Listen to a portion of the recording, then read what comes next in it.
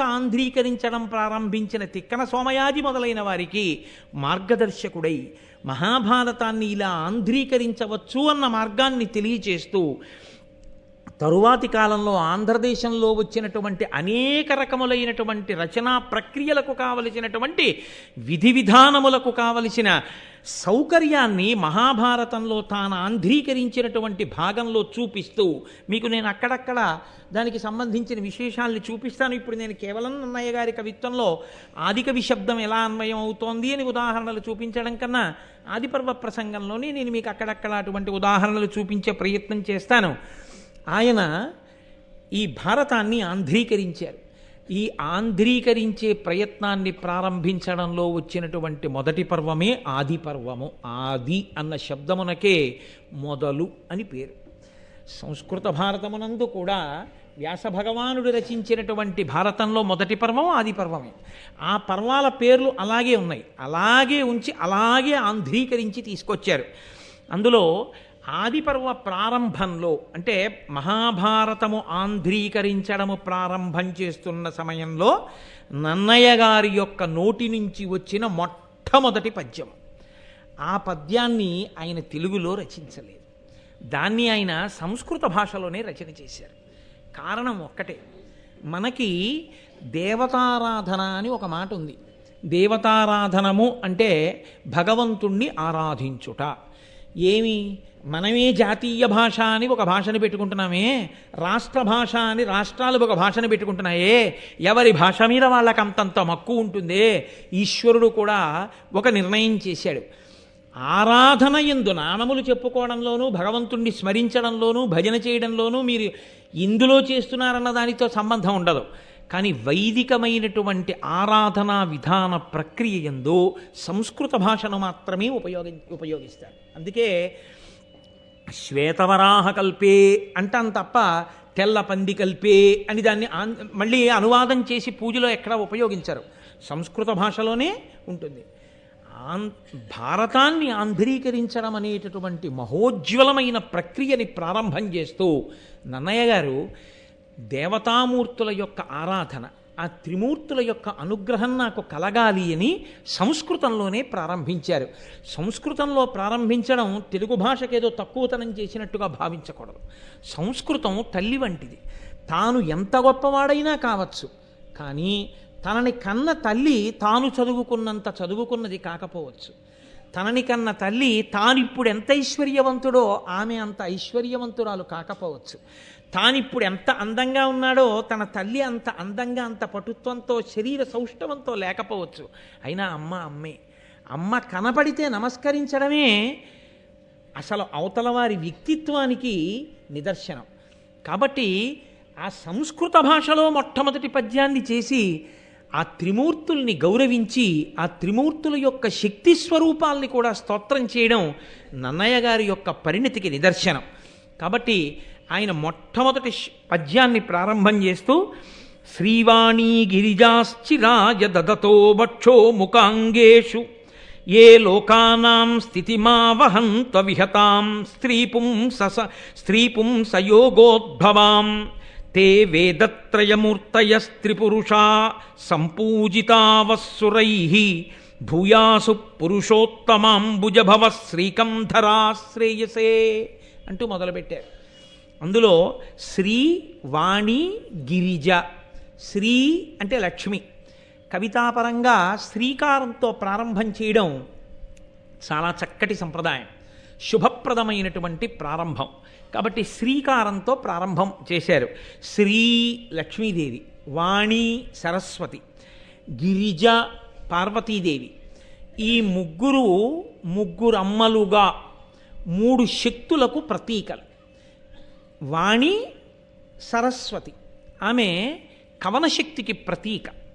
ఒకరిలో ఉన్నటువంటి ప్రజ్ఞ ఆయన యందే ఉండిపోతే స్వార్థంతో అంతకన్నా ఘోరం ఇంకొకటి ఉండదు లోకంలో. అందుకే నీరు నిలబడితే వాసన వస్తుంది. ప్రజ్ఞ తనలోనే ఉండిపోయి తనయందే ప్రకాశించి తనతో అంతరించిపోతే అంతకన్నా ఘోరమైన నేరం ఇంకొకటి లేదు.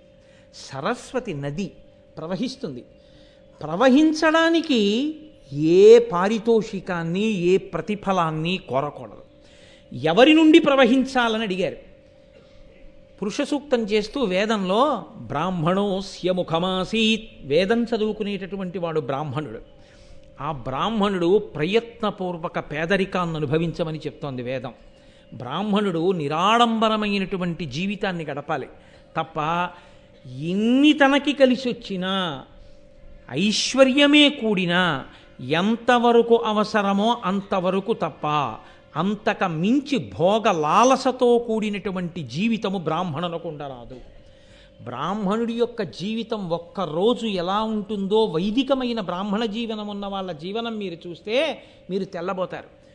దాదాపుగా 70 సంవత్సరాల పైచిలుకు వచ్చినటువంటి కృష్ణావధానులు గారు తన జీవితం మొత్తం మీద చొక్కా వేసుకున్న సందర్భం 3 పర్యాయములని నేను అనుకుంటున్నాను. 3 సార్లు చొక్కా వేసుకున్నారు. అంతకు మించి ఆయనకి చొక్కా వేసుకోవడం ఎప్పుడు రాదు.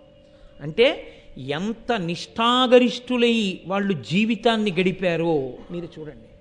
అంత నిష్ఠతో జీవితాన్ని గడిపి తాము సముపార్జన చేసినటువంటి జ్ఞానాన్ని ఏ ప్రయోజనమును అపేక్షించకుండా లోకమునకు అందించడమే తమ కర్తవ్యము అని భావించి దాని వలన వారి శ్వాస ఖేదపడినా, వారి యొక్క హృదయము తల్లడిల్లినా, ఒళ్ళు డస్సిపోయినా, ఆయుర్దాయము తగ్గిపోయినా, అదే పనిగా మాట్లాడడం వల్ల ఊపిరిలు ఖర్చయిపోతే ఆయుర్దాయం క్షీణించిపోతుంది. ఆయుర్దాయమే క్షీణించిపోతోందని తెలిసినా దేని కొరకు మాట్లాడాలి అని అడిగారు. నీలో ఉండిపోయి విద్య నశించి నువ్వు మరణించే కన్నా నీ ఆయుర్దాయము తగ్గిపోయినా నువ్వు 10 మందికి బోధ చేసి జీవితాన్ని విడిచిపెట్టే, దానివల్ల నువ్వు ధన్యుడవైపోతావు. కాబట్టి త్యాగముతో జీవించు, స్వార్థముతో బ్రతకవద్దు. కాబట్టి సరస్వతి ప్రవాహము అది ప్రవహించాలి. ఒకరి నుండి ఒకరికి ప్రవహించి వెళ్ళిందా ఉపయుక్తమవుతుంది. ప్రవహించలేదా ఎవ్వరికీ పనికిరాలేదు. గోదావరి ప్రవహించిందా కొన్ని వేల ఎకరాలు సాగుతాయి, కొన్ని లక్షల మందికి దాహం తీరుతుంది. గోదావరి ఒక్కచోట ఉండిపోయిందా కొన్ని లక్షల మందికి అన్నం దొరకదు, కొన్ని కోట్ల మందికి నీళ్లు దొరకవు. ప్రవహించాలి జ్ఞానం, ప్రవహించాలి తనలో ఉన్నటువంటి ప్రజ్ఞ. కాబట్టి దానికి సరస్వతి అని పేరు. శ్రీ, వాణి, గిరిజ ఈ 3 శక్తులు. లక్ష్మి సంపద, భోగము, అనుభవించగలిగినటువంటి దారుఢ్యం. కాబట్టి ఈ 3 ఏవైతే ఉన్నాయో ఈ 3టిని 3 మూర్తులు తమ శరీరములలో 3 చోట్ల ధరించి ఉన్నారు. ఎక్కడెక్కడ? వక్షో ముఖాంగేషు. శ్రీ లక్ష్మిని వక్షో గుండెల్లో పెట్టుకున్నాడు ఒక ఆయన. వాణి సరస్వతిని ముఖ అంటే సంస్కృతంలో ముఖ అన్న శబ్దానికి నోరు అన్నది కూడా అదే అర్థం. కాబట్టి నోటి యందు నాలుక చివర నిలుపుకున్నాడు ఒక ఆయన. అంగేషు శరీరంలో సగభాగం ఇచ్చాడు, లేదా శరీరం ఇచ్చేశాడు పరమేశ్వరుడు పార్వతీదేవికి. కాబట్టి ఈ 3 శక్తులను తమ శరీరములో ఉన్నటువంటి 3 అవయవముల యందు నిలుపుకున్న త్రిమూర్తులు ఎవరున్నారో వారు సశక్తియుతులై ఉన్నారు. ఇది నన్నయ్య గారి యొక్క ప్రార్థనా శ్లోకం. మనకి సంప్రదాయము అని ఒక మాట మీతో నేను ఇందాక మనవి చేశానే, వేదంలో ఆచారము అని ఒకటి ఉన్నది అని. పూజ చేసేటప్పుడు శక్తియుతుడైన పరమాత్మనే పూజ చేస్తాం. అందుకే రాముడికి కూడా రాముడిగా పూజ లేదు, శ్రీరాముడిగా పూజ. ఆ శ్రీకారంతో కలవాలి. నారాయణుణ్ణి నారాయణుడిగా, లక్ష్మిని లక్ష్మిగా పూజ చెయ్యం మనం. అసలు లక్ష్మిని పూజ చెయ్యాలంటే ఆయన గుండెల మీద కూర్చుని ఉంటుంది ఆవిడ. లక్ష్మీం క్షీరసముద్రరాజతనయాం శ్రీరంగధామేశ్వరీం, ఆయన గుండెల్లో ఆవిడ ఉంటుంది. అందుకని మీరు విడిగా ఎలా పూజ చేస్తారు? వాళ్ళు కలిసే ఉంటారు. ఈ కలిసి ఉండడం ఉన్నదే, ఈ సశక్తియుతంగా ఉండడం ఉన్నదే, ఇది ఉండరులు కలిసిమెలిసి ఉండడం ఆ కుటుంబ జీవనాన్ని తెలియచేస్తుంది. అందుకే శంకర భగవత్పాదులంతటి వారు శివానందలహరి చేస్తే నిత్యాయ త్రిగుణాత్మనే పురజితే కాత్యాయని శ్రేయసే సత్యాయ ఆద్య కుటుంబినే అంటారు. ఆద్య కుటుంబిని, మొదటి కుటుంబీ అని పిలిచారు పరమశివుణ్ణి. ఆ భార్య భర్త ఆనాటి నుండి ఈనాటి వరకు అలా కలిసి ఉండి సంతానాన్ని పొందుతుండడమే. కలిసి ఉండి సంతానాన్ని, వాళ్ళు బిడ్డల్ని కన్నారు, వాళ్ళ బిడ్డలకి బిడ్డలు పుట్టారు, వాళ్ళ బిడ్డలకి బిడ్డలు పుట్టారు, వాళ్ళ బిడ్డలకి బిడ్డలు పుట్టారు. అలా వంశం తామర తంపరగా ఆచంద్ర తారార్కం వెడుతూనే ఉండాలి. ఒక పక్క గురు పరంపర వెడుతుండాలి, ఒక పక్క వంశములు వెడుతుండాలి. తప్ప ఎక్కడో అక్కడ వంశము తంతువుగా వర్ధిల్లకుండా ఆగకూడదు. అలా వెడుతూనే ఉంటుంది. అలా వెడుతూ ఉండడం అనేటటువంటి ఈ సత్సంప్రదాయానికి నాంది పలికినటువంటి మా ఆరాధ్య దైవములైన ముగ్గురు మూర్తులున్నారే, వారు సశక్తియుతులు. ఆచార రహస్యాన్ని చెప్తున్నారు నన్నయ్య గారు. సనాతన ధర్మమునందు పక్కన శక్తి స్వరూపం లేని పురుషస్వరూపాన్ని కానీ, కేవలము పురుషస్వరూపం కాకుండా స్త్రీ స్వరూపంగా ఉండి పురుషస్వరూప స్పర్శలేని స్వరూపాన్ని కానీ మనం పూజ చెయ్యం. ఎప్పుడూ కూడా అమ్మవారితో కూడిన అయ్యని, అయ్యతో కూడిన అమ్మని, వాళ్ళిద్దరినే మనం పూజ చేస్తాం. అందుకే శంకర భగవత్పాదులు శ్రీశైల పర్వతం మీద అసుర సంధ్య వేళలో నడిచి వెళ్ళిపోతున్నప్పుడు ఆయనకి కనపడిన ఒక నల్లమద్ది చెట్టు కల్లుకున్న తెల్లని మల్లెపూలు పూసినటువంటి ఒక తీగని చూసి కూడా ఆయన పార్వతీదేవి చేత ఆలింగనము చేసుకోబడిన పరమేశ్వరుని యొక్క లింగ స్వరూపాన్ని దర్శనం చేసి కీర్తించారు. సంధ్యారంభ విజృంభితం శృతిశిరస్థానాంతరాధిష్ఠితం సప్రేమ భ్రమరాభిరామమ సకృత్సద్వాసనాశోభితం భోగీంద్రాభరణం సమస్త సుమన పూజ్యం గుణావిష్కృతం సేవే శ్రీగిరిమల్లికార్జున మహాలింగం శివాలింగితం అంటారు. శివా అంటే పార్వతీదేవి. ఆవిడ చేత ఆలింగనము చేసుకోబడినటువంటి శివలింగము ఇదిగో నాకు ఈ తెల్లని మల్లెతీగ చేత అల్లుకోబడిన ఈ నల్లమద్ది చెట్టులో దర్శనమిస్తోంది అని స్తోత్రం చేశారు. కాబట్టి ఇద్దరినీ కలిపి ఆరాధిస్తాం. నన్నయ్య గారు అంటున్నారు, శ్రీవాణీ గిరిజాశ్చిరాయ దదతో వక్షోముఖాంగేషు. చిరాయ దదతో ఎప్పటి నుంచి ధరించారు ఇలా? ఎప్పటి నుంచో, చాలా కాలం నుంచి. ఇవాళ కలుసుకోవడం, దెబ్బలాడుకోవడం, ఎల్లుండి విడాకులు ఇచ్చుకోవడం ఈ జాతి సంప్రదాయం కాదు. ఈ జాతి ఆచారం ఎప్పుడూ కలిసి ఉండడమే. ఒకసారి తాళి కడితే ఇక ఆ జన్మకు ఆమెయే భార్య, ఒకసారి తాళి కట్టించుకుంటే ఆ జన్మకు ఆయనే భర్త. ఇద్దరి మధ్య ఘర్షణకి ఏ ఏ ప్రాంతములు ఉంటాయో ఆ ప్రాంతముల యందు ఇద్దరూ రాజీపడి జీవితాన్ని సమన్వయంతో రెండు బండి చక్రాలు కలిసి రథాన్ని నడిపినట్టు నడుపుకోవడమే తప్ప ఘర్షణ పడి విడిపోవడం అన్నది విడాకుల మాట తెలియని ఏకైక జాతి ప్రపంచపటంలో భారత జాతి. కాబట్టి అంత గొప్పది. కాబట్టి స్థిరాయ దదతో వక్షో ముఖాంగేషు ఏ లోకానాం స్థితిమావహంత విహతాం. ఈ లోకమునంతటినీ కూడా రక్ష చేసేటటువంటి ఆ ముగ్గురు మూర్తులున్నారే, ఆ ముగ్గురు మూర్తులు మా తల్లులైనటువంటి ఆ ముగ్గురితో కలిసి ఉంటారో వాళ్ళు స్త్రీ పుంసయోగోద్భవాం. ఆ స్త్రీ పురుష యోగ కారణము చేత ఇదిగో ఈ జనించి ప్రవర్తిల్లినటువంటి ఇంతమంది జనులు ఉన్నారు. కాబట్టి మా అందరికీ వారు ముగ్గురు తల్లిదండ్రులు. ముగ్గురుగా కనపడేటటువంటి ఆ ఒక్కటైన పదార్థం ఉన్నది, అది సృష్టికర్తగా, స్థితికర్తగా, ప్రళయకర్తగా ప్రకాశిస్తోంది. అదిగో అటువంటి ఆ స్వరూపానికి నమస్కారం చేస్తున్నాను. తే వేదత్రయమూర్తయ స్త్రీపురుష. వాళ్లే వేదత్రయంగా ఈ లోకంలో ఉన్నారు. నేను మీతో మనవి చేశాను, వేదం ఒకటి, ఈశ్వరుడు ఒకటి కాదు. ఆ సామవేదము, రుక్, యజ్, అధర్వణ వేదం తదంతర్భాగం అవుతుంది అందులో ఉన్నటువంటి మంత్రభాగం తిరగడం చేత. కాబట్టి శంకర భగవత్పాదులు కూడా అందుకే వేదత్రయీ అంటూ ఆ మూడు వేదములు అన్న మాటతోటే స్తోత్రం చేస్తారు పరమేశ్వరుణ్ణి. కాబట్టి ఆ మూడు వేదములుగా లోకంలో ఉన్నటువంటి సామవేదము, ఋగ్వేదము, యజుర్వేదము ఏవున్నాయో ఆ వేదముల రూపమైనటువంటి ఆ పరమేశ్వరుడి యొక్క రూపములైన బ్రహ్మ విష్ణు మహేశ్వరుల్ని వారు పురుషోత్తమంబుజభవ శ్రీకంధరా శ్రేయసే. వాళ్ళు నిరంతరము మాకు శ్రేయస్సు కల్పించుగాక. నాకు అనలేదాయన. మహాభారతాన్ని ఆంధ్రీకరించినప్పుడు ఎవరు చదువుకోవడం మొదలుపెట్టారో, ఎవరు వినడం మొదలుపెట్టారో వాళ్ళందరికీ కూడా త్రిమూర్తుల యొక్క రక్ష కలుగుగాక. వారందరికీ లక్ష్మీ పార్వతీ సరస్వతుల యొక్క అనుగ్రహము కలుగుగాక. బ్రహ్మ విష్ణు మహేశ్వరుల యొక్క అనుగ్రహము కలుగుగాక. కాబట్టి మాకు అంటూ పురుషోత్తమ అంబుజభవ. పురుషోత్తముడు అన్న మాట శ్రీ మహావిష్ణువుది, మహాదేవుడు అన్న మాట పరమశివుడిది. పురుషోత్తముడు శ్రీ మహావిష్ణువు, అంబుజభవ అంటే కమలంలోంచి తామర పువ్వులోంచి పుట్టినటువంటి వాడు బ్రహ్మగారు. శ్రీకంధర శ్రేయసే, శ్రీకంధర అంటే శ్రీ అంటే విషం, కంధర అంటే కంఠమునందు పెట్టుకున్నవాడు. కంఠమునందు హాలాహలమును పెట్టుకున్నటువంటి పరమశివుడు. శ్రేయసే మాకు సమస్త అభ్యున్నతులను కృపచేయుగాక. పరమేశ్వరుడు కంఠమునందు హాలాహలాన్ని పెట్టుకోవడం కూడా లోకాల్ని రక్షించడానికి. తండ్రి కొడుకు కష్టం పడుతుంటే ఆ కష్టాన్ని తన నెత్తి మీద వేసుకున్నట్టు మహానుభావుడైనటువంటి పరమేశ్వరుడు ఈ లోకములకంతటికి తండ్రి కాబట్టి హాలాహలోత్పాదనము చేత లోకములన్నీ తల్లడిల్లితే తాను హాలాహలాన్ని పుచ్చుకున్నాడు.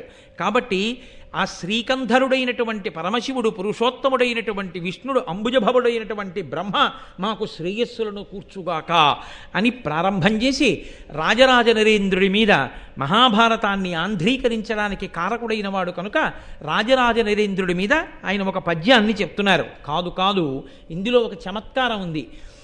మనకి సాహిత్యం అంతా కూడా, సాహిత్యము అంటే భగవన్నామ స్పర్శలేని సాహిత్యం ఏదుందో ఆ సాహిత్యాన్ని మన వాళ్ళు అంగీకరించారు.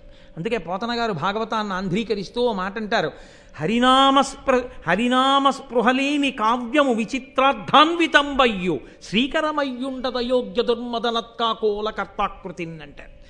ఎంత గొప్ప గొప్ప శబ్దాలు వేసినా, ఎంత గొప్ప గొప్ప అర్థాలున్నా, ఎంత గొప్పగా రచన చేసినా పరమేశ్వరుడి గురించి చెప్పనటువంటి సాహిత్యం ఏదుందో, భగవద్భక్తిని ప్రబోధం చెయ్యనిదేదుందో అది నిరర్థకము. అది తద్దినం పెట్టినటువంటి రేవులకి కాకులెళ్ళినట్టు వెళ్ళేటటువంటి వాళ్ళకి పనికొస్తుందేమో కానీ హరినామ స్తుతి చేయు కావ్యము సువర్ణాంభోజి హంసావళీ సురతిభ్రాజితమై మానస సరస్ఫూర్తిన్ వెలుంగొందు. మానస సరోవరానికి ఎవరెడతారు? పాపాలు పోగొట్టుకుందామనుకునేటటువంటి జిజ్ఞాసువులైనటువంటి మహాభక్తులైన వాళ్ళు వెళ్ళి మానస సరోవరంలో స్నానం చేసినట్టు, హంసలు మానస సరోవరంలో ఉండేటటువంటి నీటి మీద తేలియాడి తామరతూండ్లు తిని ఆడుకున్నట్టు హరినామస్తుతి చేసినటువంటి కావ్యములను ఎవరు చదువుకుంటారు అంటే హరిని చేరుకుందాం అనుకున్నటువంటి వాళ్ళు చదువుకుంటారు. హరినామ స్పర్శలేని సాహిత్యం తద్దినం పెట్టే రేవు, అక్కడ అటువంటి సాహిత్యాన్ని చదువుకోవడం అటువంటి రేవుకి వెళ్ళినటువంటి కాకుల వంటి వారు చేసే పని అంటారు పోతన గారు. కాబట్టి మహానుభావుడు పైన దేవతలను నేను స్తోత్రం చేశాను. ఒకరేమో వ్యాస భగవానుడు చంద్రవంశాన్ని వర్ణించాడు మహాభారతంలో, వాల్మీకి మహర్షి సూర్యవంశాన్ని వర్ణించారు రామాయణంలో. సూర్యవంశాన్ని చంద్రవంశాన్ని రెండు వంశాల్ని వర్ణించి మనకి ధర్మాన్ని నేర్పినటువంటి వాళ్ళు వ్యాసుడు వాల్మీకి. వ్యాసుడు వాల్మీకి ఇద్దరు సూర్యచంద్రుల్ని ప్రస్తుతి చేశారు. ఆ సూర్యచంద్రులే రాత్రి పగలు ఉంటారు. సూర్యచంద్రుల్ని ప్రస్తుతి చేసినటువంటి వ్యాస వాల్మీకులు మన సాహిత్యానికంతటికీ కూడా రెండు కళ్ళ లాంటి వారు.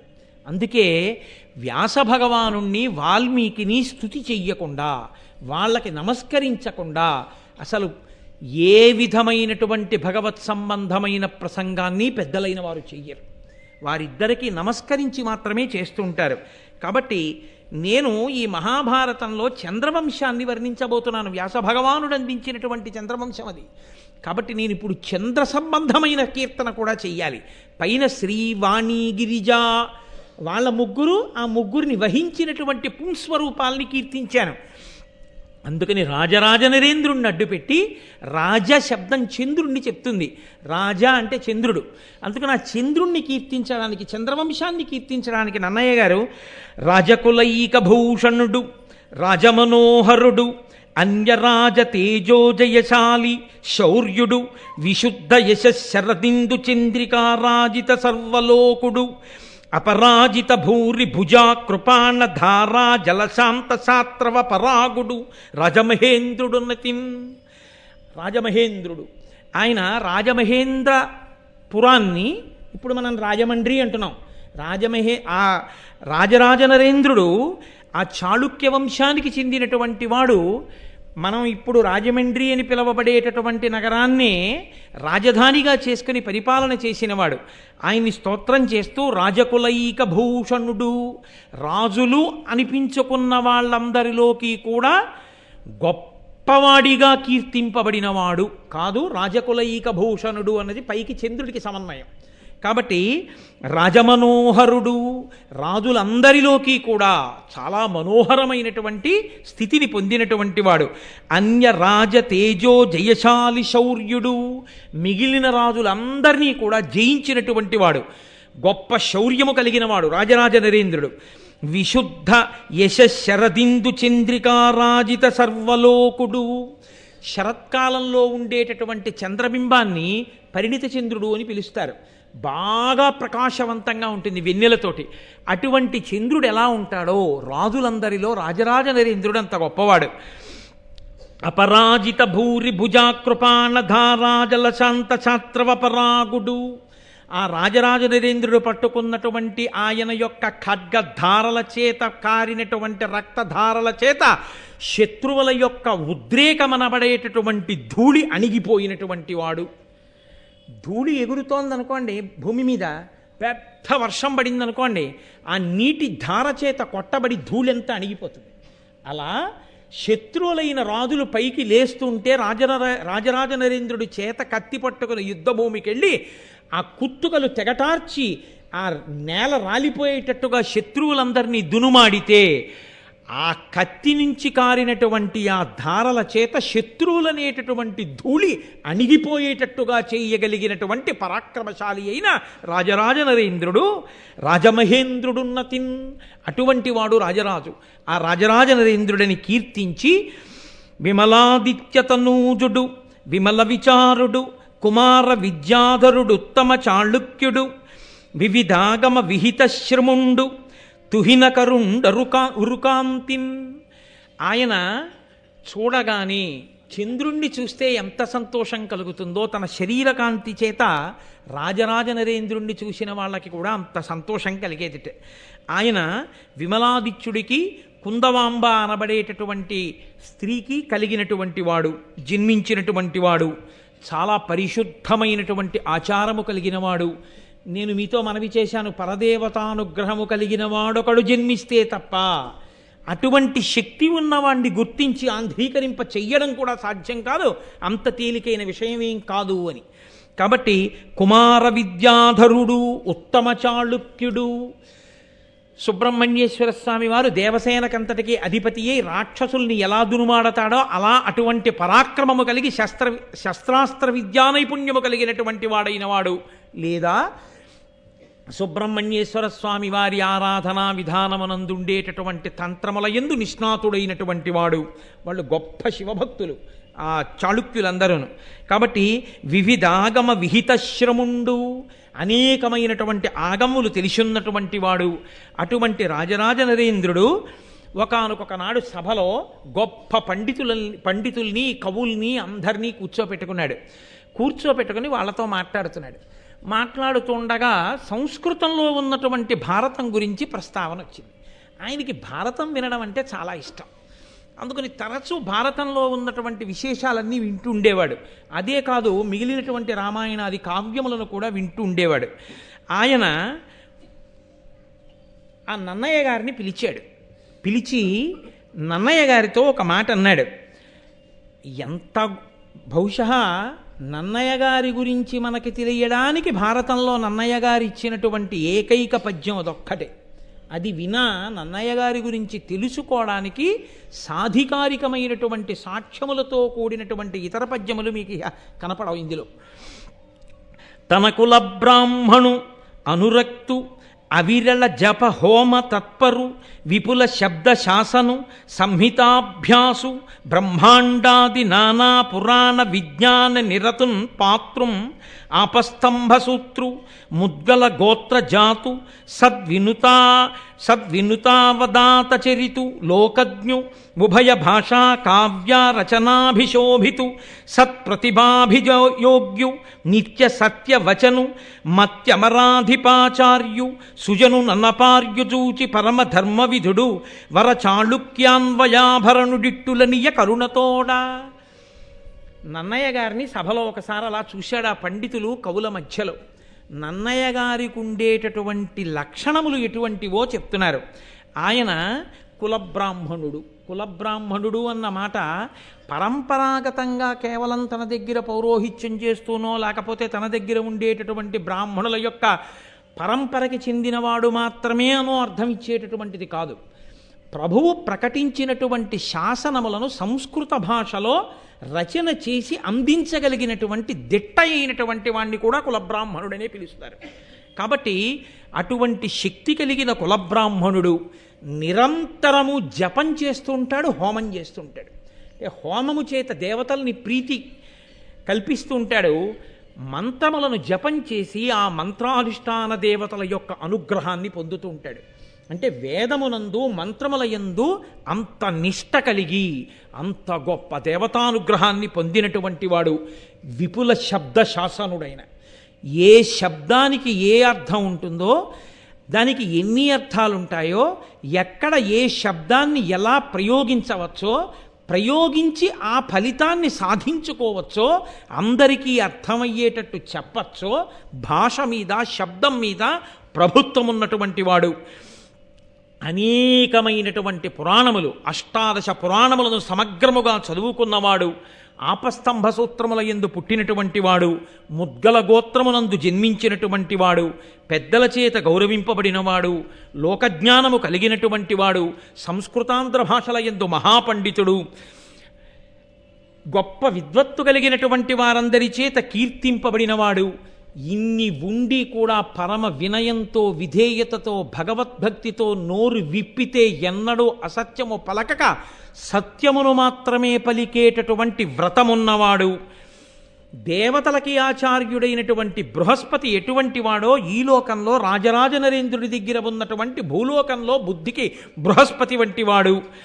అటువంటి నన్నయాచార్యుని చూసి పిలిచాడాయన. పిలిచి ఒక నమస్కారం చేసి, మహానుభావా నన్నయ, నీ వంటి ప్రాజ్ఞుడు జన్మించాడయా, నీ యొక్క గొప్పతనాన్ని మేము వినియోగించుకోవాలి. అటువంటి ప్రభువులు ఉన్ననాడు కదా జాతికి అందేది ఇటువంటివి. అటువంటి శక్తి ఉన్నవారు ఉన్నా వారిని గుర్తించి వారి నుండి రాబట్టగలిగిన సమర్థత ప్రభువులకి లేకపోతే సాలగ్రామాలు కూడా రాళ్లల్లోనే ఉండిపోతాయి. ఆ సాలగ్రామాల్ని నువ్వు వేరు చేసేది ఎప్పుడు, పూజ చేసేది ఎప్పుడు, వాటి అనుగ్రహాన్ని నువ్వు పొందగలిగేది ఎప్పుడు? కాబట్టి ఆ రాజు పిలిచి అన్నాడు, మహానుభావా, నాకు ఇష్టమైనవేవో నీకు తెలుసు, నీవు నాకు కులబ్రాహ్మణుడవు. కాబట్టి ఇవాళ నేను కొత్తగా చెప్తున్నానని నువ్వు నమ్మవలసిన పని లేదు. నాకు ఇష్టమైనవి ఈ లోకంలో 5 ఉన్నాయి. ఆ 5 నాకు ఇష్టమైనవి అని ఇవాళ నేను చెప్తే నిజమేనా ఈయన చెప్పేది అని నువ్వు శంకించవలసిన అవసరం లేదు. నీకు బాగా తెలుసు నా నడవడి ఎంతను. ఇవి ఏనున్ సతతంబునా ఎడగరం విష్టంబులయ్యుండు బాయవు భూదేవకులాభితర్పణమిహీయ ప్రీతియున్ భారత శ్రవణాసక్తియు పార్వతీపతి పదాబ్జధ్యాన పూజా మహోత్సవమున్ సంతత దానశీలతయు శశ్వత్సాధు సంగత్యమున్. ఎప్పుడైనా తాత అయిపోయిన తర్వాత అయినా కనీసం తాతగారండి మీకేంటండి తాతగారండి ఇష్టం అని అడిగితే ఈ 5 మళ్ళీ కాపీ కొట్టి చెప్పపోయినా మా తాతగారు ఇలా చెప్పేవారు అని గుర్తుంచుకోవడానికి వీలుగా మనవలకి ఒక్కటి చెప్పుకోగలిగిన బతకగలిగితే మనిషి వాడు ధన్యుడు. తప్ప ఎన్నేళ్ళు వచ్చినా ఎన్ని తరాలు చూసినా తాతగారు మీకు ఏమి ఇష్టమండి అని అడిగినప్పుడల్లా తాతగారు నాకు వంకాయ అల్లం పెట్టిన కూరే ఇష్టం రా అన్నవాడు పుట్టలోని చెదలు పుట్టవా గిట్టవా దేని కొరకు? రాజరాజ నరేంద్రుడు చెప్పుకుంటున్నాడు, నాకు 5 ఇష్టం. మీకు తెలుసు నన్నయాచార్య, ఇవి ఏనున్ సతతంబునా ఎడగరంబిష్టంబులయ్యుండు. ఒకప్పుడు ఇష్టంగా ఉండి ఒకప్పుడు ఇష్టం పోవడం కాదు, సతతంబు నాకెప్పుడు ఇష్టం. 5 చెయ్యాలని నా మనసు ఉవ్విళ్ళు ఊరుతూ ఉంటుంది. ఏమిటో తెలుసా? బాయవు, అవి పోవు. బా చేశాంగా ఎన్నాళ్ళు చేస్తాం అంటే వద్దులే నిజమే చేశాం కదా అని నా మనసు తృప్తిపడదు. ఈ 5 మళ్ళీ చెయ్యాలనిపిస్తుంటుంది. మళ్ళీ చెయ్యాలని అనిపించేవి చాలా ఉంటాయి. విశ్వనాథ సత్యనారాయణ గారు చెప్పారు, చేసిన సంసారమే చేస్తున్నావు కానీ రాసిన రామాయణం రాయడానికి నీకేమిటి ఇబ్బంది అన్నారే. కాబట్టి నాకు 5 ఇష్టం, అవి వదలవయా నా మనసుని, మళ్ళీ చేయమంటాయి. ఏమిటో తెలుసా? భూదేవ కులాభితర్పణ మహీయ ప్రీతియున్. భూదేవకులు భూదేవం ఈ భూమి యందు దేవతల వంటి బ్రాహ్మణులు ఆ వేదం చదువుకుని పరమభక్తితో జీవనం చేసేటటువంటి బ్రాహ్మణులు కనపడ్డప్పుడు వాళ్ళని సేవించాలని, వాళ్ళకి నమస్కరించాలని నా మనసు వెంపర్లాడుతుంటుందయ్యా. భారత శ్రవణాసక్తియు, భారతం ఎన్ని మాటలు విన్నా ఇంకా వినాలి, ఇంకా వినాలి, ఇంకా వినాలనిపిస్తూనే ఉంటుంది. నిజమో అబద్ధమో నన్నయ్య గారికి తెలీదు. నన్నయ్య గారు రోజు వింటలా. రాజరాజ నరేంద్రుడు చెప్తున్నది యథార్థమే, అందుకు కదూ ఆంధ్రీకరించారు. అంటే నన్నయ్య గారి లాంటి శక్తి ఉన్నవాడు ఉన్నా ఆయనకి ఆంధ్రీకరించాలన్న కోరిక పుట్టాలంటే అటువంటి రాజు కూడా పుట్టద్దు. అందుకని నేను రాజరాజ నరేంద్రుడిని తక్కువ చెయ్యొద్దు అంటున్నాను. కాబట్టి భూదేవ కులాభితర్పణ మహీయ ప్రీతియున్ భారత శ్రవణాసక్తియు పార్వతీపతి పాదాబ్జాన పూజా మహోత్సవమున్. ఎంత గొప్పగా చెప్పుకున్నాడండి. పార్వతీపతి ఒక్క శివపూజ అనలేదు ఆయన. శివపూజగా కాదు, ఇది కదా నన్నయ్య గారి పద్యం ఆచారం. ఇద్దరిని కలిపి పూజ చేస్తాం మనం. పార్వతీ పరమేశ్వరులు, లక్ష్మీనారాయణులు అలా అంటాం. కానీ వాణి హిరణ్యగర్భాభ్యాం నమః, శిశి పురంధరాభ్యాం నమః అంటాం. కానీ ఎవరో ఒకరిని పిలిచి ఒకరిని వదిలేయడం మన సంప్రదాయంలో లేదు. అందుకే పిలుపుకి కూడా అంత మర్యాదగానే పిలుస్తాం. మనం పిలిస్తే వేసిన అంత మర్యాదగానే వేస్తాం. శ్రీమతి మరియు శ్రీ అని. మన జాతి సంస్కారం అటువంటిది, దానికి ఉన్న వైభవం అటువంటిది. కాబట్టి ఆ పార్వతీపతి ఉన్నాడే, ఆ పార్వతీ పరమేశ్వరుల యొక్క పాదముల వంక చూస్తూ, ఆ పాదముల సేవ చూస్తూ గంధం అలదాలన్నా, పూజ చెయ్యాలన్నా లలితా సహస్రంతో 1000 పువ్వులు వేసేసి, శివసహస్రంతో 1000 పూజలు వేసేసి, 1000 పువ్వులు వేసేసి, గంధం అలది, కుంకుమార్చన చేసేసి, ధూపం వేసేసి, ఎన్ని చేసినా అయ్యో ధూపం దగ్గరికి వచ్చేసానా, మళ్ళీ ఎప్పుడు చేస్తాను పార్వతీపతి పూజ, మళ్ళీ సాయంకాలం కూర్చొని చెయ్యాలి అనిపిస్తుందా ఆనన్నయ్య? ఏమిటో నాకు ఆ పార్వతీపతి పూజ అంటే అంత ఇష్టం. అంటే ఆయన విష్ణుద్వేషికాడు. ఆయనకి శివుని యందు అనురక్తి, కానీ రాజరాజ నరేంద్రుడు విష్ణుద్వేషికాడు. అది భక్తి అన్న మాటకి పరిపూర్ణమైనటువంటి నిర్వచనం. కాబట్టి నాకు ఆ పార్వతీపతి పాదములను ఎప్పుడు పూజ చేస్తానా అని ఉంటుందయ్యా. సంతత దానశీలతయు, ఎప్పుడూ దానం చెయ్యాలి. ఉండడం ఒకెత్తు, దానం చెయ్యాలన్న కోరిక ఉండడం ఒకెత్తు. సాధారణంగా ఉండడము అన్న మాటకి లక్ష్మి విషయంలో ఉండేటటువంటి ప్రారంధం ఏమిటో తెలుసా అండి? దాచుకుందామనే ఉంటుంది తప్ప ఇద్దాము అని అనిపించదు. అసలు శాస్త్రంలో పెద్ద రహస్యం ఏమిటో తెలుసా అండి? దేనికి దాచుకుంటాడని అడగండి. నాకే ఉండాలని దాచుకుంటాడు. అసలు పిచ్చాడై ఎలా దాచుకుంటాడు? కానీ నాకే ఉండాలని దాచుకున్నది నీకు రాదు, నీ బిడ్డలకు వెళ్ళిపోతుంది, గుట్టుకుని ఊపిరి అయిపోతే.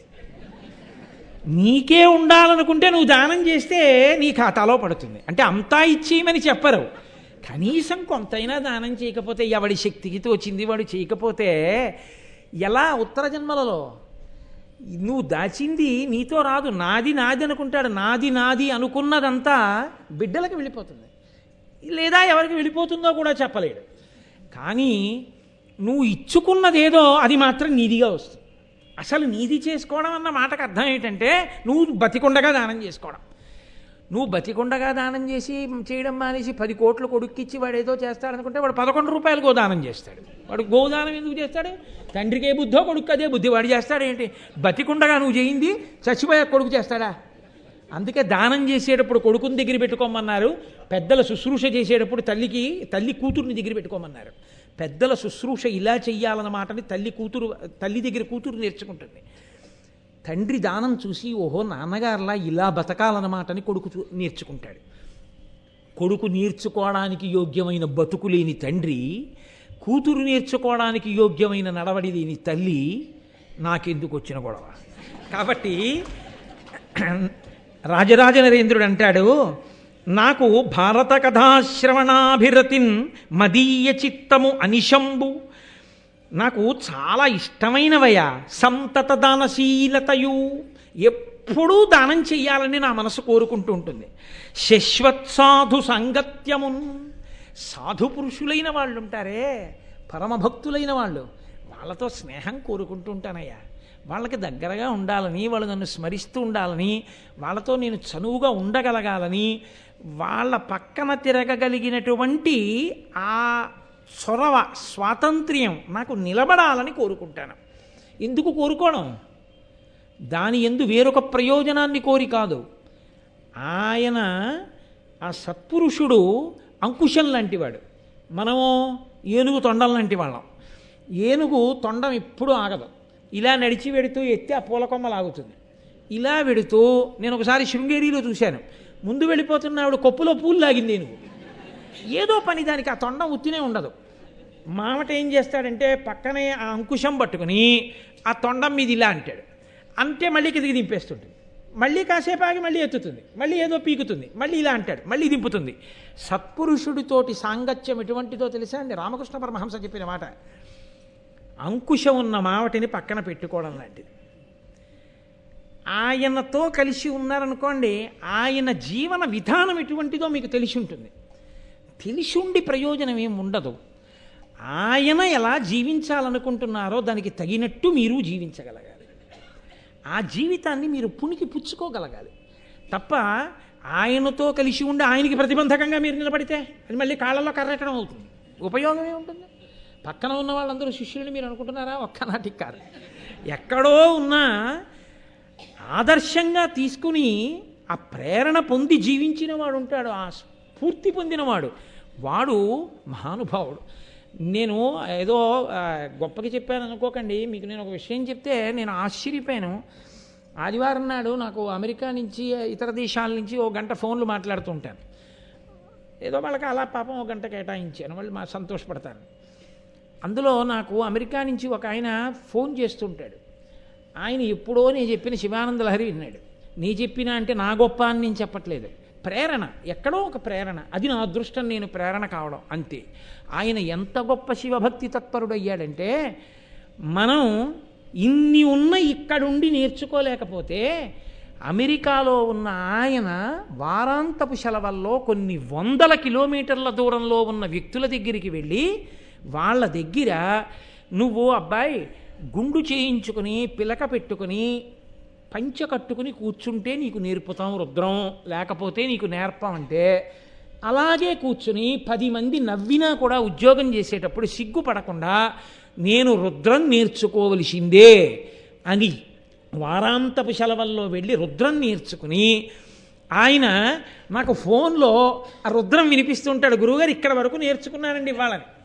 నాకు మొన్నటి వారం ఫోన్ చేసి చెప్పాడు, ఈ మహాశివరాత్రికి పుస్తకం లేకుండా రుద్రంతో అభిషేకం చెయ్యాలనుకున్నాను, గురువుగారు నేర్చేసుకున్నాను. కాబట్టి ఇప్పుడు నేను రుద్రం నేర్చుకున్నాను కాబట్టి సంతోషంగా కాకినాడ వస్తున్నాను. మహాభారత ప్రవచనాలు అవుతున్నాయి కదా, శివరాత్రి వెళ్ళిపోయిన తర్వాత అమెరికాలో బయలుదేరి వస్తాను, వచ్చి మీ దర్శనం చేసుకుంటానండి అన్నాడు. నేనెందుకు పొంగిపోయానో తెలుసా అండి? అతన్ని నే చూడలేదు, నన్ను అతను చూశాడేమో నాకు తెలియదు, ఏవో ఈ క్యాసెట్లు ఉంటాయి కాబట్టి. అసలు అంత స్ఫూర్తి పొందిన వ్యక్తిని నేను చూడాలి అని ఈ మహాభారత ప్రవచనాలు పూర్తయ్యే లోపల అతను వస్తున్నాడు అమెరికా నుంచి. ఇదే వేదిక మీద అతనితో రుద్రం చదివించి మీకు వినిపిస్తాను. నేను ఎందుకంటున్నాను ఈ మాట అంటే, ఆ ప్రేరణ, ఆ స్ఫూర్తి ఎక్కడో ఎవరి వలనో ఎవరికో తగులుతుంది. ఆ ప్రేరణని నిలబెట్టుకోగలిగిన వాడు ఉంటాడే, వాడు సత్పురుష సహవాసముగా మార్చుకున్నవాడు తప్ప అది ఆ ప్రయోజనాన్ని అలా సిద్ధింప చేసుకోనప్పుడు మీరు ఎన్నాళ్ళు ఎవరి పక్క నుండి ఏ ప్రయోజనం నాకు చెప్పండి? ఏమైనా ఉంటుందా దానివల్ల ప్రయోజనం? ఏమీ ఉండదు. కాబట్టి ఆయన అంటాడు, శశ్వత్సాధు సాంగత్యమున్, నాకు నిరంతరము సాధుపురుషులతో కలిసి ఉండడం అన్నది ఇష్టమయ్యా, నాకు ఈ 5 ఇష్టం. కాబట్టి నన్నయ్య నేను ఒక్క కోరిక కోరుకుంటున్నాను, నువ్వు మహాపురుషుడివి, ఉభయ భాషా ప్రవీణుడివి, నిరంతర హోమ మంత్ర జప తత్పరుడవు, నా కొరకు నువ్వు ఒక్క ఉపకారం చేయాలయా, భారతాన్ని ఆంధ్రీకరించాలి. ఏమయ్యా మిగిలిన వాటిని ఆంధ్రీకరించమని అడగకుండా భారతాన్ని అడుగుతున్నావే అంటావేమో. అమల సువర్ణ శృంగ కురమై కపిలంబగు గోశతంబు ఉత్తమ బహువేద విప్రులకు దానము చేసిన తత్ఫలంబు తథ్యమ సమకూరు భారత కథాశ్రవణాభిరతిన్ మదీయ చిత్తము అనిశంబు భారత కథాశ్రవణ ప్రవణంబ కావునన్. అసలు ఒక్క గోవుని దానం చేస్తేనే, వేదమంత్రాల్లో ఒక విచిత్రమైనటువంటి మాట ఉంది. మీరు ఒక గోవుని దానం చేస్తే 100 గోవుల్ని దానం చేసినట్టు లెక్కలో వేసుకుంటారు.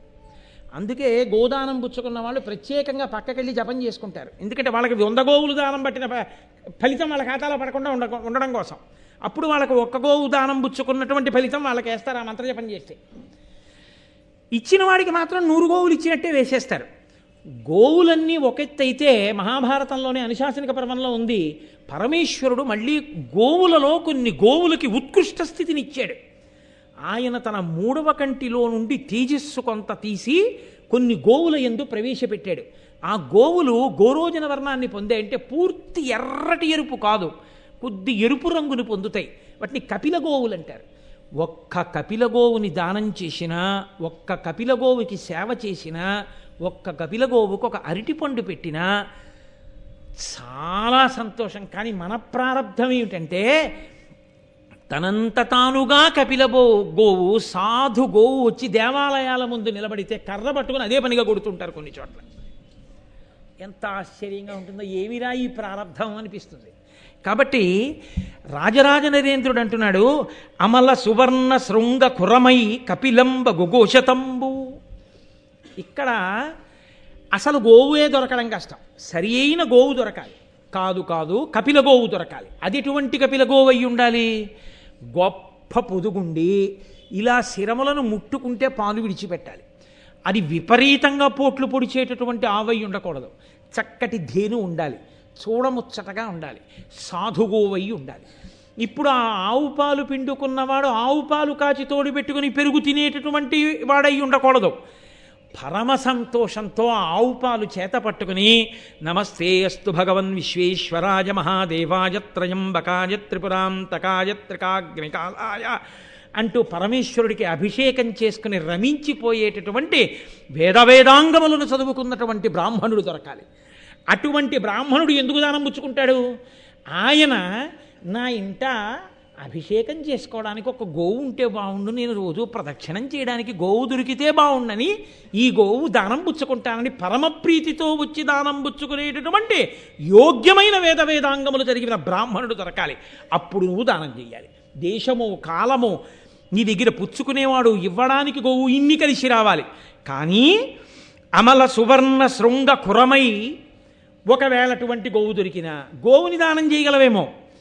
ఆ బ్రాహ్మణుడు ఈలోగా ఇంకొకళ్ళ దగ్గర గోవు చేసుకున్నాడు అనుకోండి, చాలండి నాకెందుకండి ఇన్ని ఆవులు, నేను పెంచుకోలేను, నాకు ఒక గోవు చాలా మహాప్రభావం, ఇంకా నాకు అక్కర్లేదంటే.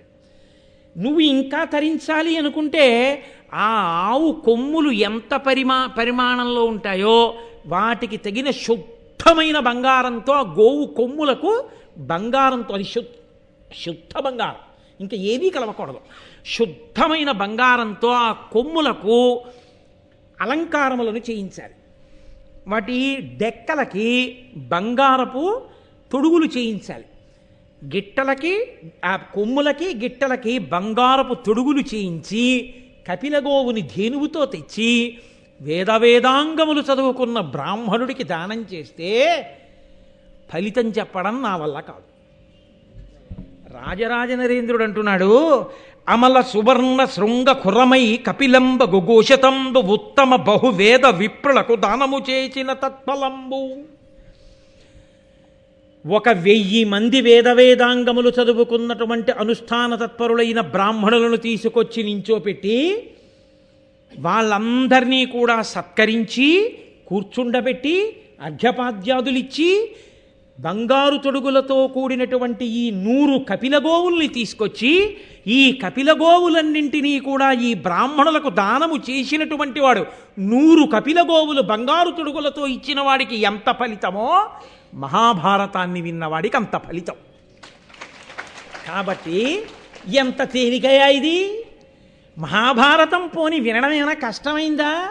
వింటుంటే అబ్బా అబ్బా అబ్బా అబ్బా అని జుర్రుకు తాగవలసినటువంటి విషయం. ముంజికాయ తినేవాడు అంత తేలిగ్గా ఏం తిండవు, చాలా కష్టపడవలసి ఉంటుంది. బొటనవేలు ఆ కన్నంలో పట్టాలి, నాలా బాగా బొద్దుగా ఉన్న బొటనవేలు అనుకోండి, ఆ కళ్ళంలో పట్టదు. ఆ పట్టని బొటనవేలు అందులో పెట్టి ఊడకుండా బయటికి ఉండిపోయి అక్కడి నుంచి లాగండి లాగండి అంటే అదో అప్రతిష్ట. జాగ్రత్తగా అందులో వేలు పెట్టాలి, ఆ వేలు పెట్టి పైకి తీయాలి, అది బుళుక్కుని కింద పడిపోకుండా ఉండాలి, నోరు పెట్టాలి, ఆ నీళ్లు తాగాలి, దాన్ని జాగ్రత్తగా ఉత్తరించి ఆ మెత్తటి అందులో ఉన్నటువంటి ఆ గుజ్జుని ఆస్వాదించాలి, అది జీర్ణం అవ్వాలి. ఇన్ని గొడవలు. ఇంత కష్టపడి ముంజికాయ తినడం చాలా బాధతో కూడుకున్నటువంటి విషయం అయి ఉండొచ్చు. కానీ ఎక్కడో దొరికినటువంటి మంచి సువాసనతో కూడినటువంటి పరక కొత్తపల్లి కొబ్బరి మామిడి పళ్ళు వృద్ధుడైపోయిన వాడి చర్మం ఎలా ముడతలు పడిపోతుందో అలా ముడతలు పడిపోయి ముట్టుకుంటే చిరిగిపోయే చర్మంతో తీయటి రసంతో కూడుకున్నది 13 పళ్ళు తెచ్చి గడ్డిలో పెడుతుంటే పొరపాటున ఒక పండు జారి తేనె జాడీలో పడిపోయింది అనుకోండి. ఇన్ని మాటలు లెక్కెట్టినా 12 ఉన్నాయి, నాకు ఇచ్చినవాడు 13వ ఇవ్వలేదని బాధపడ్డాడు. 12 పళ్ళు తినేశాడు. వారం రోజులు అయిపోయిన తర్వాత పరమేశ్వరుడికి అభిషేకం చేద్దామని, శివరాత్రి కదా ఎక్కువ తేనె చేద్దామని జాడీ వంపి తేనె పాత్రలో పోస్తున్నాడు. అసలే కొత్తపల్లి కొబ్బరి బాగా ముగ్గిపోయింది, ముడతలు పడిపోయింది, సువాసన పరమ తీపి, తేనె జాడీలో పడిపోయింది, వారం రోజులు ఉండిపోయింది. తీసి చేత పుచ్చుకుని ఇలా అన్నాడు అనుకోండి, ఇంత రసం నోట్లో కారిపోయింది అనుకోండి, ఏం కష్టపడాలా తినడానికి తాగడానికి? కొత్తపల్లి కొబ్బరి మామిడి పండు జాడీలో తేనె సహిసాలో వారం రోజులు మగ్గినది తీసి తాగడం ఎంత తేలికో, మహాభారత శ్రవణం చేయడం అంత తేలిక. కూర్చొని ఏమంత కష్టం నీకు? ఇంతకన్నా తేలిగ్గా తరించే మార్గం ఉందా? అంత ఫలితం ఇస్తారయా? అటువంటి మహాభారతం సంస్కృతంలో ఉంది, కానీ ఆంధ్ర భారతం లేదు. కాబట్టి నేను అది వినాలనుకుంటున్నాను. కాబట్టి ఇంత ఫలితాన్ని ఇచ్చేటటువంటి మహాభారతాన్ని మహానుభావ ఆంధ్రీకరించవలసింది అన్నారు. అంటే నన్నయ్య గారు అంగీకరించిన ఘట్టాన్ని చెప్పి ఇవాళ ఉపన్యాసాన్ని పూర్తి చేస్తాను. వీడు ఇలా చెప్తూ వెళ్ళిపోతాడేమో శివరాత్రి వరకు అని మీరు కంగారు పడకూడదు. కాబట్టి నన్నయ్య గారు అంటారు, అమలిన తారకా సముదయంబుల నిన్నను సర్వవేద శాస్త్రముల అశేషసారము ముదంబున పొందను బుద్ధివాహు విక్రమమున దుర్గమార్ధ జల గౌరవ భారత భారతీ సముద్రము తరియంగా ఈదను విధాతృనకై నను నెరబోలునే.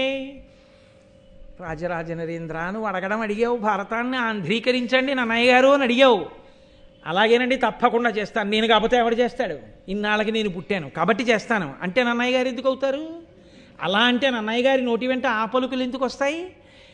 ఆయన వినయం అటువంటిది.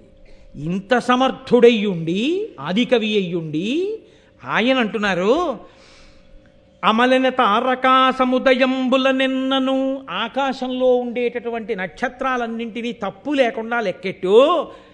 నీకోటి లెక్క తెలిసేమిటి, నేను ఇన్ని చెప్తే అన్నీ అనుకుంటానంటావేమో. నిన్ను అడిగినవాడు ఈశ్వరుడు, ఆయన ఈ నక్షత్ర మండలాన్ని సృజించినవాడు. నువ్వు తప్పు చెప్తే ఆయన చెప్పలేడు. ప్రతిరోజు రాత్రి నువ్వు నక్షత్రాలని లెక్క పెట్టడం మొదలుపెట్టినా, బతికున్నన్నాళ్ళు లెక్కబెట్టిన నక్షత్రాలని ఖచ్చితంగా లెక్కబెట్టి చెప్పగలవా? చెప్పలేవు. అలా సర్వవేద శాస్త్రముల అశేష సారము ముదంబున పొందను. వేదముల యొక్క శాస్త్రముల యొక్క సమస్త సారాన్ని నేను పొందేస్తానంటే సాధ్యం అవుతుందా? తేలిగ్గా సంతోషంగా ఇలా కూర్చుంటే నాకు వచ్చేయాలండి అంటే వచ్చేస్తాయా? అలా కుదరనట్టు బుద్ధిబాహు విక్రమమున దుర్గమార్ధ జల గౌరవ భారత భారతీ సముద్రము దర్యంగ ఈదను. బుద్ధిబలం అనేటటువంటి చేతులతోటి మహాసముద్రమైనటువంటి భారతాన్ని ఈదుతానంటే కుదురుతుందా? నీ చేతులకు బలం ఉంటే ఏట్లో ఈదు, నీ చేతులకు బలం ఉంటే చెరువులో ఈదు. అంతేగాని నా చేతులకు బలం ఉందండి పక్క ఊళ్ళో చెరువులో ఈదాను అందుకని ఈ చేతులతోటే సముద్రానికి యువతల ఒడ్డు నుంచి అవతల ఒడ్డుకి ఈదుతానండి అంటే ఈదుతావా? కొంత దూరం వెళ్ళేటప్పటికి రెక్కలు అలిసిపోతాయి, ఏవో జలచరములు తినేస్తాయి. కాబట్టి బాహుబలం సముద్రాన్ని ఈదడానికి సరిపోదు. నాకు ఏదో కవనశక్తి ఉండొచ్చు, నాకు ఏదో భాష మీద ప్రభుత్వం ఉండొచ్చు, అయితే మాత్రం మహాభారతం అనేటటువంటి సముద్రాన్ని నేను ఈదగలనా రాజరాజ నరేంద్ర? మది కాబట్టి విధాతృణకైనను నెరబోలునే. నా వల్ల కాదు అని నేను ఊరుకుంటున్నాను అనుకుంటున్నావేమో, చతుర్ముఖ బ్రహ్మకైతే మాత్రం సాధ్యమయ్యా. అంత గొప్పదయా మహాభారతం. చతుర్ముఖ బ్రహ్మగారే చెప్పగలడా అన్నారంటే అటువంటి మహాభారత నిర్మాణం చేసిన వేదవ్యాసుడు ఎంత గొప్పవాడై ఉండాలి. కాబట్టి ఆయన అన్నాడు, అయినా నేను ఆంధ్రీకరిస్తాను. ఎందుకు ఆంధ్రీకరిస్తానో తెలుసా? ఒక్క కారణానికి ప్రయత్నం మొదలు పెడతాను. నాకేమీ రాదని ఇలా తల వంచుతాను. ఇలా నేను ఎవరి ముందు తల వంచాలో వారి ముందు ఇలా తల వంచితే వారు నన్ను అనుగ్రహించి నన్ను వారి చేతి పనిముట్టుగా స్వీకరించారా, జరిగిపోతుంది అంతే కథంతా. నేను చేస్తున్నానంటే కదూ నాకు సమర్థత. ఎవరు నన్ను వస్తువుగా స్వీకరించాలో వారు స్వీకరించిన తర్వాత ఎందుకు నడవదు? కాబట్టి ఇదిగో నేను ఇప్పుడే నమస్కారం చేస్తున్నాను. హరి హరాజ గజాననర్క షడాస్య మాతృ సరస్వతీగిరి సుతాదిక దేవతాతతికిన్ నమస్కృతి చేసి దుర్భర తపో విభవాధికున్ గురున్ పద్య విద్యకు ఆద్యున్ అంబురుహ గర్భ నిభున్ ప్రచేతసు పుత్రు భక్తి తలంచుచున్. నేను అదిగో ఆ శ్రీ మహావిష్ణువుకి, హర పరమశివుడికి, అజ బ్రహ్మగారికి, గజానన విఘ్నేశ్వరుడికి, అర్క సూర్యుడికి, షడాస్య ఆరుముఖములు ఉన్నటువంటి సుబ్రహ్మణ్యేశ్వర స్వామి వారికి, మాతృ లక్ష్మీదేవికి, సరస్వతీదేవికి, గిరిసుతాది ఆ పార్వతీదేవికి, దేవతలందరికీ తల ఉంచి నమస్కరిస్తున్నాను. వీళ్ళందరికీ నమస్కరించి పద్య విద్యకు ఆది అయినటువంటి వీరొక మహాపురుషుడికి నమస్కరిస్తున్నాను. ఎవరో తెలుసా ఆయన? ప్రచేతసుని కుమారుడై రామాయణ కావ్యాన్ని లోకానికి అందించిన వాల్మీకి మహర్షి యొక్క పాదార విందములకు నమస్కరించి సూర్యవంశాన్ని వర్ణించి రామాయణ కావ్యాన్ని అందించి లోకానికి ధర్మ ప్రబోధం చేసిన వాల్మీకి మహర్షికి నమస్కరిస్తున్నాను. పద్య విద్య అన్నారు. మనకి ఛందస్సు అద్భుతం. ఇది ఏ ఇతర భాషకి లేదు. ఇది ఒక్క మన భాషలకే, సంస్కృతానికి, తెలుగు ఇటువంటి భాషలకే ఈ మర్యాద ఉన్నది. ఛందస్సు వల్ల ఉండేటటువంటి లక్షణం ఏమిటో తెలుసా అండి? పద్యంగా వస్తేను మీరు ధారణ చెయ్యవచ్చు. మీరు వాక్యముల కింద రాసేశారనుకోండి, ఎన్ని వాక్యములు రాసినా మీరు ధారణ చెయ్యలేరు. ఛందస్సులో పద్యంగా రచన చేశారనుకోండి, మీరు ధారణ చేసేయచ్చు. 4 మాటలు పద్యం వింటే మీకు వచ్చేస్తుంది పద్యం. 10 మాటలు మీరు వాక్యాలు విన్న వాక్యాన్ని యథాతథంగా మీరు పట్టుకోలేరు. అటువంటి పద్య విద్యకు ఆది అయినటువంటి వాడు లోకములకు ఛందస్సును ఉపయోగించి ధర్మాన్ని జ్ఞాపకం పెట్టుకుని అనుష్ఠించడానికి వీలుగా రామకథని అందించినటువంటి మహాపురుషుడైన వాల్మీకి మహర్షి పాదార విందములకు నేను నమస్కారం చేస్తున్నాను. భారతీ శుభగభస్థిచయంబుల చేసి ఘోర సంసార వికార సంతమసజాల విజృంభము బాచి సూరిచేతో రుచిరాబ్జ బోధనరతుండగు దివ్యు పరాశరత్మజంభోరు హమిత్రుకొల్చి మునుపూజితు భూరి యశో విరాజితున్.